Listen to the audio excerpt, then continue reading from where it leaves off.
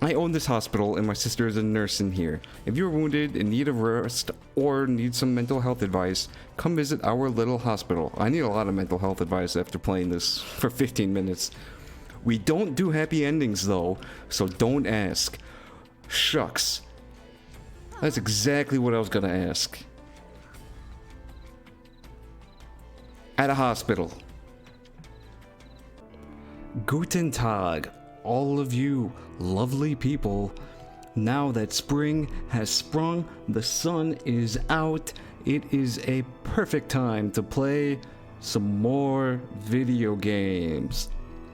Today we are reviewing the Skylia Prophecy. This one originally came out on Steam towards the end of 2020, I think it was November 2020, and it just came out on Switch in the eShop the other day.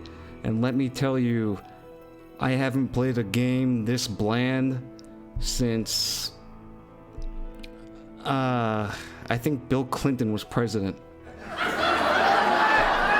This game, if you want to call it that, it feels like a school project. You know what I mean? If this was a school project, I'd give it an A+. It did a really good job as a game. It's a standalone, not broken, feels okay piece of work. A+. As something that costs money, not so great. So what do I like about it? Let's start off positively. The mechanics are pretty good. It does have pretty solid mechanics.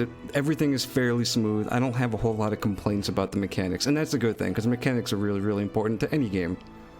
You have like a shield thing when you hold down the ZR button, and it's just awkward. I don't... It's not satisfying whatsoever. Like, you can crouch, which is always good, because whenever you beat a tough enemy, there's nothing more enjoyable than just slamming that down arrow down on the D-pad and teabagging like your life depends on it. But you can't attack when you're crouched, and that's a problem. Because you want to. Your health depletes...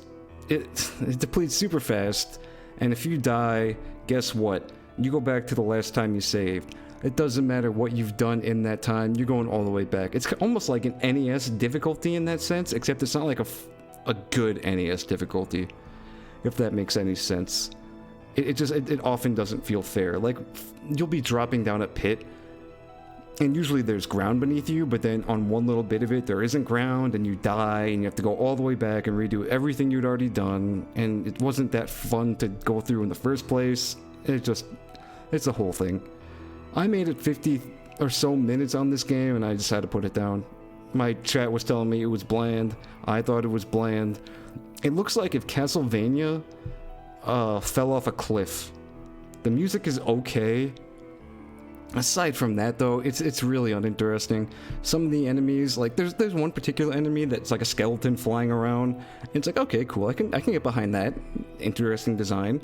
And then it shoots skulls out of its chest, but there's like no animation on it whatsoever, and it's just... Video games obviously don't have to be realistic, but come on. How many skulls are going to be in a particular skeleton's chest, and then they just bounce around like the most bland projectile of all time? And these same projectiles show up again in a few other areas. Skulls bouncing around the screen. I'm really struggling to say good things about this game. I mean, the thing starts off with like a barrage of a short novel, and it expects you to read it that fast to get the whole story in. I don't know. The story itself just seems kind of wonky. You are apparently a protagonist that is causing all this darkness and destruction coming, and then after you kind of resolve it in a particular area, they thank you for it. But it's like, it was your fault to begin with, so why are you thanking me?